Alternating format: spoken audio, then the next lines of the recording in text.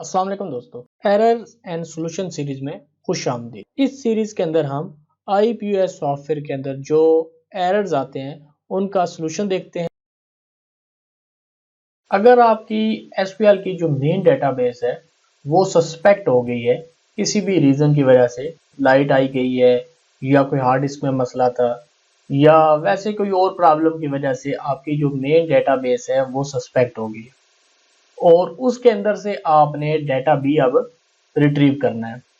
तो वो डेटाबेस आपने कैसे उनके टेबल से अंदर से डाटा आपने रिकवर करना है, स्पेशली जो SQL 2000 की डेटाबेस की मैं बात कर रहा हूँ, क्योंकि ये जो वीडियो है ये भी 2000 के लिए है। इसके ऊपर जो SQL है 2008 हो गया, 17 हो गया, उसकी अगर डेटाबेस सस्पेक्ट हो जाए तो उसका रिकवरी का डिफरेंट तरीका है। तो ये जो वीडियो है ये स्पेशली SQL 2000 के ऊपर है कि आपने किस तरह अपना जो कीमती डाटा है वो वहां से निकालना है। इस वीडियो के स्टार्टिंग में ही मैं आपको इसका बताता चलूं कि ये जो काम है ये इतना आसान नहीं होगा। आपने एक वीडियो देखी और फिर आपने उसकी मदद से अपनी डेटाबेस रिकवर कर ली। ये जितना मुश्किल है और उतना ही ये क्रिटिकल है। अगर आपने कोई भी मिस्टेक कर दी डेटाबेस की रिकवरी के अंदर या किसी किस्म का भी, तो हो सकता है कि आपका सारे का सारा डेटाबेस है वो ही ज़ाया हो जाए। इसलिए इस चीज का आप समझे, मेरी तरफ से डिस्क्लेमर है कि अगर तो आपको इस चीज की समझ है कि आप क्या करना चाह रहे हैं, आप मेरी वीडियो देख के उसके बाद आप ट्राई कर सकते हैं। लेकिन अगर आपको SQL की डेटाबेस की इन चीजों की नॉलेज नहीं है तो बराए मेहरबानी आप इसको प्रोसीड ना कीजिएगा, क्योंकि ये ना हो कि आपका डेटाबेस जिस पोजीशन में है उससे भी खराब हो जाए और रिकवरी के काबिल भी ना रहे। इसलिए ये वीडियो के शुरू में डिस्क्लेमर देना जरूरी था, क्योंकि अक्सर लोग इस चीज को देख के, एक मरतबा देख के वो यही समझते हैं कि शायद हमने जो सालों का एक्सपीरियंस होता है वो हमने हासिल कर लिया है। तो ये वीडियो जब आप देखेंगे तो आपको बड़ा स्मूथ सा काम नजर आएगा। हो सकता है जब आप ये काम करें तो कोई इसके अलावा कोई ऐसा एरर आए जो इस वीडियो के अंदर नहीं है। अगर आपको इस चीज का आइडिया है तो फिर आपने इस पे आगे चलिएगा, अदरवाइज आप इसको यहाँ पे रुक दीजिएगा। जब भी आपकी डेटाबेस, मेन जो डेटाबेस है वो अगर खराब हो जाती है तो फिर क्या होता है, कोई भी सॉफ्टवेयर हो, चाहे हमारा सॉफ्टवेयर हो चाहे किसी भी कंपनी का हो सॉफ्टवेयर, तो वो सॉफ्टवेयर जो मेन डेटाबेस अगर खराब हो जाती है तो वो चलना बंद हो जाता है। तो उसका ये नहीं कि मैसेज कुछ भी हो सकता है, बेसिकली वो ये होता है कि उस डेटाबेस के साथ सॉफ्टवेयर का कनेक्शन नहीं बन रहा, तो वो कनेक्शन फेलियर का एरर दे देगा आपको। जिस तरह भी आप स्क्रीन के ऊपर देख रहे हैं, मैं एंटरप्राइज मैनेजर, क्योंकि SQL 2000 है, एंटरप्राइज मैनेजर से मैंने उसको ओपन किया है और यहाँ पे जो है ना, इसके अंदर से जो ये मेन सिस्टम है, सर्वर के ऊपर ही मेन डेटाबेस लगी होती है। तो यहाँ पे आप इन्वेंट्री को देख रहे हैं, जो इन्वेंट्री की डेटाबेस है वो सस्पेक्टेड है, क्योंकि हमारे वाले सॉफ्टवेयर के अंदर जो इन्वेंट्री होती है वो मेन डेटाबेस होती है। इसलिए अगर वो खराब हो जाए तो आपके बाकी जितने भी सिस्टम्स हैं वो पॉइंट ऑफ सेल तो चला सकते हैं, यानी बिलिंग तो आपकी चलती रहती है, लेकिन बाकी एक्टिविटीज वो रोक देता है, क्योंकि मेन डेटाबेस इन्वेंट्री की है। अब हमने इसको रिकवर करना है। रिकवर कैसे करना है जी, उसके कुछ स्टेप्स हैं, यानी कि रिकवरी करने से पहले कुछ चीज़ों को आपने मद्देनजर रखना है। एक तो ये चीज़ है कि आपने जो बैकअप लेते हैं रूटीन का, वो आपने लाजमी कोशिश किया करें, एक तो हार्ड डिस्क पे लिया करें और दूसरा आपने USB में। तो ये बड़ा ज़रूरी है। अगर तो आपकी डेटाबेस समझे रिकवर नहीं हो रही तो आपके पास कम अज़ कम ये ऑप्शन मौजूद हो कि आप 1-2 दिन या 3 दिन बैक की पोजीशन के ऊपर आ जाए। अगर आपने बैकअप लिया नहीं है तो फिर तो सारा कुछ ज़ाया हो जाएगा, जिसमें आपके आइटम्स भी हैं, परचेज भी है, सेल भी है, ईच एंड एवरीथिंग जो भी डेटाबेस से रिलेटेड होंगी वो सारी ज़ाया हो जाएंगी। इसलिए बैकअप लेना बहुत ही ज़रूरी है। अब इन्होंने जो बैकअप लिया हुआ था, वो लास्ट जो बैकअप इन्होंने लिया हुआ था वो लिया हुआ है जी, इन्होंने जो लास्ट बैकअप लिया वो 11/11 का लिया हुआ है, यानी कि आज से 6 दिन पहले का। अगर तो ये मैं 6 दिन पहले का डेटाबेस इनका रिस्टोर कर देता हूँ, इनका पूरे का पूरा सॉफ्टवेयर 11 तारीख की डेट पे आ जाएगा। 11 के बाद जितनी भी एक्टिविटीज परफॉर्म हुई होगी, चाहे सेल की शक्ल में हो, परचेज की शक्ल में हो, आइटम की प्राइसेस अपडेट हुई हो या नया कोई आइटम नया हो, वो सब खत्म हो जाएगा, वो 11 तारीख की पोजीशन के ऊपर आ जाएगा। ये अगर काम करना होगा तो ये तो आसान काम है, और इससे ये होगा डाटा तो आपका लॉस हो जाएगा, लेकिन आपको ये जो अभी मैं बाकी काम कर रहा हूँ ये नहीं करना पड़ेगा।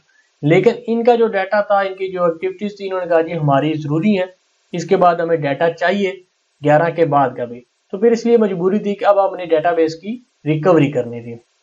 अब ये जो क्विक किट की एक मेरा सॉफ्टवेयर है, ये सबसे पहले मैंने यहाँ पे कॉपी कर लिया। इसका मकसद ये होता है कि डेटाबेस क्रिएट करना और रिस्टोर करना जरा आसान हो जाता है। बाकी आप एसक्यूएल के थ्रू भी यही काम कर सकते हैं।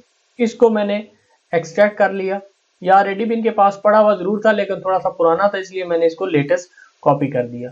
अब यहाँ से मैंने क्या किया कि जो क्विक की जो एक्जी फाइल है उसको मैंने ओपन कर लिया। इसके अंदर से जाके तो एसक्यूएल सर्वर ओपन किया, और यहाँ पे इनकी जो डेटाबेस है वो ऑलरेडी ए के नाम से बनी हुई है, कि ए की बनी हुई है। अदरवाइज आपने ये करना है कि ए के नाम से यहाँ पे ऊपर डेटाबेस के अंदर आपने ए लिखना है और क्रिएट डेटाबेस कर देना है, तो ए के नाम से डेटाबेस क्रिएट हो जाएगी अगर डेटाबेस क्रिएट नहीं है। अब इनकी ऑलरेडी क्रिएटेड है, इसलिए हमने ए के ऊपर यहाँ से हमने जब ए सिलेक्ट किया तो यहाँ पे ए आ गया। और इसके बाद जो इनका लेटेस्ट बैकअप है, इन्होंने 11 कर लिया हुआ, वो वाला बैकअप हमने ए के ऊपर रिस्टोर करना है। यानी जो भी आपने लेटेस्ट बैकअप लिया हुआ है वो आपने स्टेप 1 के अंदर ए के ऊपर रिस्टोर कर देना है। एक तो वो मेक श्योर हो जाएगा वो जो बैकअप है वो ठीक है, और उसके बाद ये होगा कि जो टेबल हमने रिकवर करने हैं उसके अलावा अगर जो भी टेबल्स होते हैं तो वो इतने पुराने नहीं होंगे, इसलिए आपने लेटेस्ट बैकअप को ए के ऊपर रिस्टोर करना है। ये ए के ऊपर आपकी जो डेटाबेस है वो रिस्टोर हो गई।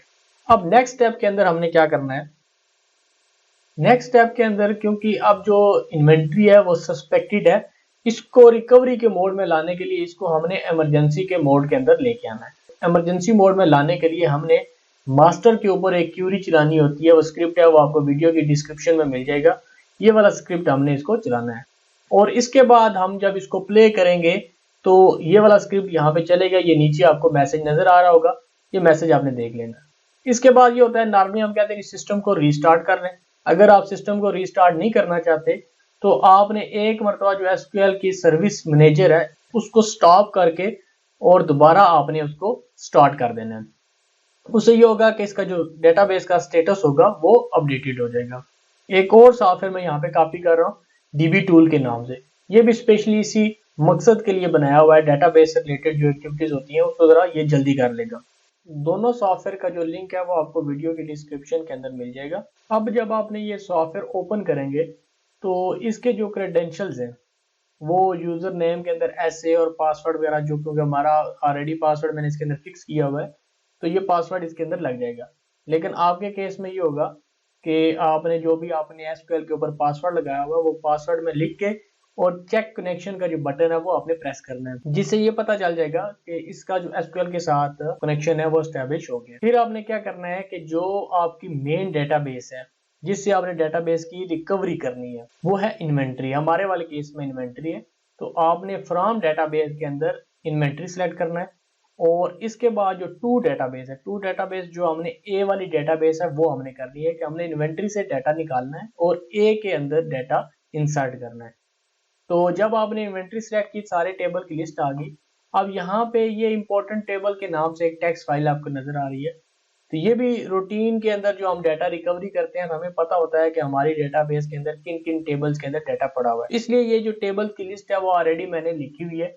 जरूरी नहीं है कि आपकी केस के अंदर भी सारा डाटा इन्हीं के अंदर पड़ा हुआ है, इसलिए मैं बार बार ये कहता हूँ कि इंतहाई रिस्की काम होता है। कि ये नहीं कि आपने ये वीडियो देखी और आपने ज्यूम किया कि यही हमारा डाटा है और हमने इसको रिकवर कर दिया, और जब आप रिकवर करके जाएं और पता चले कि आपने मेन टेबल्स अपने रिकवर नहीं किए।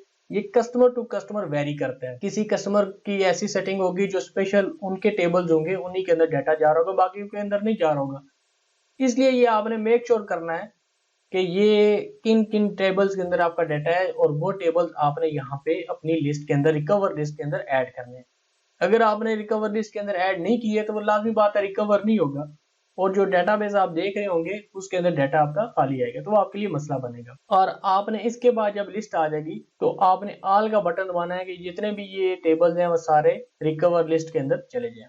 जब आपने ऑल का बटन आपने प्रेस किया और इसके बाद आपने क्या करना है, नीचे बटन बना हुआ है स्टार्ट रिकवरी का, तो जब ये रिकवरी का बटन प्रेस करेंगे तो आपको स्टेटस के अंदर जो टोटल आपने टेबल्स रिकवर करने हैं जो रिकवर नहीं हुए वो सारों का स्टेटस आपको यहाँ पे होगा। जो जो टेबल अभी रिकवरी के अंदर है तो उसका नाम आपको यहाँ पे प्रोग्रेस के अंदर नजर आएगा और इसके नीचे प्रोग्रेस बार आपको नजर आएगी। तो और ऊपर आपको जो जो टेबल रिकवर हो रहे हैं उनका काउंट बढ़ता जाएगा। ये जितनी आपकी बड़ी डेटाबेस होगी उसके हिसाब से इसका टाइम ज्यादा लगेगा, और अगर डाटा कम होगा टेबल्स के अंदर तो टाइम कम लगेगा।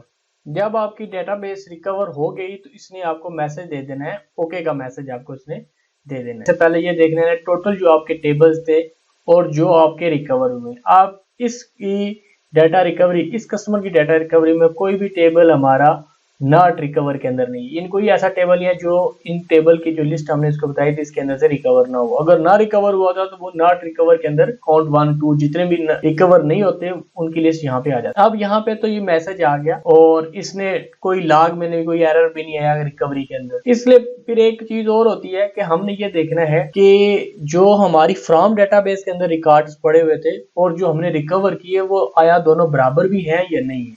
उसके लिए फिर ये जो आपने ग्रीन कलर का बटन देखा है ये आपने प्रेस करना है और फिर आपने शो डिटेल का बटन प्रेस करना है। यहाँ पे ये होगा कि फ्रॉम डीबी के अंदर आपके पास कितना काउंट था और 2 डीबी के अंदर आपके पास कितना है। तो इससे भी आप मैच कर सकते हैं कि दोनों के जो डेटाबेस के अंदर टेबल्स थे उनके रिकॉर्ड सेम है। इससे ये जाहिर हो गया कि आपकी रिकवरी वो बिल्कुल ठीक हो गई है। इसको आपने बंद करना है। अब आप देखिएगा जो मेन डेटाबेस का नाम है वो है आपका इन्वेंट्री और जो डाटा आपने रिकवर किया है वो है आपकी डेटाबेस ए। इसके बाद हम क्या करेंगे, हम जो इसी के अंदर, वैसे तो आप एसक्यूएल में से जाके तो आप बैकअप ले सकते हैं, लेकिन क्योंकि ये मैंने इसको जरा और एफिशिएंट किया हुआ है कि बजाय मैं एसक्यूएल को मैं दोबारा जाऊं और वहां से लूं, तो ये जो बैकअप का बटन आपको नीचे नजर आ रहा है, इस बैकअप के बटन को जो मैं प्रेस करूंगा, जो 2 डेटाबेस होगी, जो 2 के अंदर डेटाबेस आपने लिखी होगी उसका ये बैकअप क्रिएट कर देगा।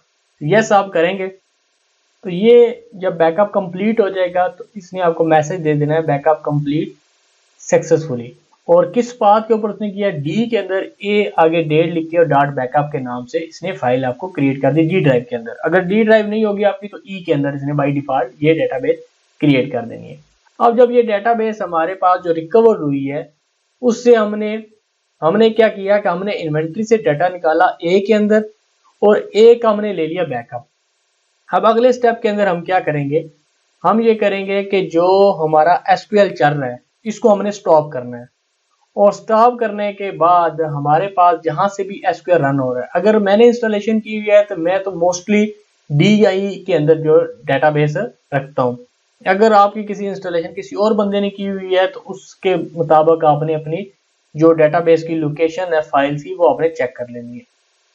ये सारा कुछ डेटाबेस रिकवर करने के बावजूद भी मैं रिस्क नहीं लेना चाहता कि कोई ऐसी चीज रह ना गई हो जो इनके लिए जरूरी हो। तो मैं क्या करता हूं कि जो इनकी डेटाबेस, मेन डेटाबेस जो खराब हुई थी, एसक्यूएल को स्टॉप करने के बाद उनका मैंने एक और फोल्डर के अंदर, एक फोल्डर का नाम देना, कोई भी नाम दे सकते हैं, या उसके अंदर मैंने दोनों फाइलों की एक कॉपी बना दी। कॉपी क्यों बनाई है, अगर कोई डाटा इनका इंपॉर्टेंट डाटा जो रिकवर नहीं हुआ और वो कहते हैं जी कि हमारा तो ये वाले टेबल्स का डाटा आया ही नहीं है, तो कम से कम मेरे पास ये ऑप्शन मौजूद होगा कि वो 2 फाइलें दोबारा मैं लगा के उससे डाटा रिकवर कर। अगर ये मैं कॉपी नहीं बनाता और इनकी रिकवरी पूरी नहीं आती तो मेरे पास कोई ऑप्शन नहीं होगा कि मैं इनका डाटा निकाल। इसलिए अपनी सेफ साइड के लिए आपने जो फाइलें चल रही होती हैं उनका आपने बैकअप पहले लेना है फाइल। इसके बाद आपने ये जो इन्वेंट्री है इसको आपने डिलीट कर देना है। डिलीट करने के बाद आपने एसक्यूएल के अंदर से भी डाटाबेस क्रिएट कर सकते हैं और इस क्विक किट से भी आपने ये क्रिएट कर सकते हैं डेटाबेस। इसको डेटाबेस में इसलिए क्रिएट करता हूँ कि जहां से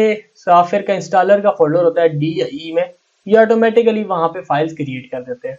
लेकिन अभी आप स्क्रीन पे देख रहे हैं डेटाबेस इन्वेंट्री क्रिएशन फेल्ड होगी है। उसकी वजह क्या है, D installer MS SQL running data के अंदर अगर हम आए तो यहाँ पे आप देखिएगा जब हमने इन्वेंट्री की फाइल डिलीट की तो उसकी जो मेन फाइल होती है MDF वो डिलीट हो गई थी, लेकिन जो उसकी लॉग फाइल है LDF वो अभी पड़ी हुई है, जिसकी वजह से जब वो दोबारा यहाँ पे क्रिएट करने की कोशिश करता है SQL तो एरर देता है। तो हमने क्या करना है, ये फाइल इसकी यहाँ से हमने डिलीट कर देनी है। टेम्प को ना छेड़िएगा, टेम्प और डेटाबेस है। इसके बाद दोबारा हमने क्रिएट डेटाबेस का प्रोसेस करना है और जो डेटाबेस है वो क्रिएट सक्सेसफुली हो गई।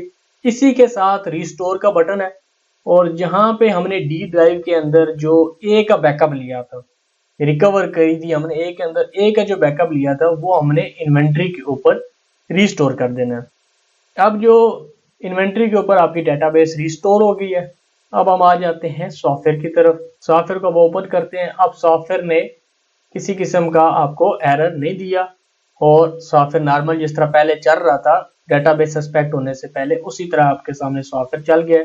सॉफ्टवेयर चला के आपने जो मेन चीज़ें होती हैं वो आपने चेक करनी होती है। मिसाल के तौर पर आज जो आप सेल कर रहे थे वो सेल मौजूद है कि नहीं मौजूद, इसके बाद आपने ये देखना है आपके सेल आज की वापस आ गई है।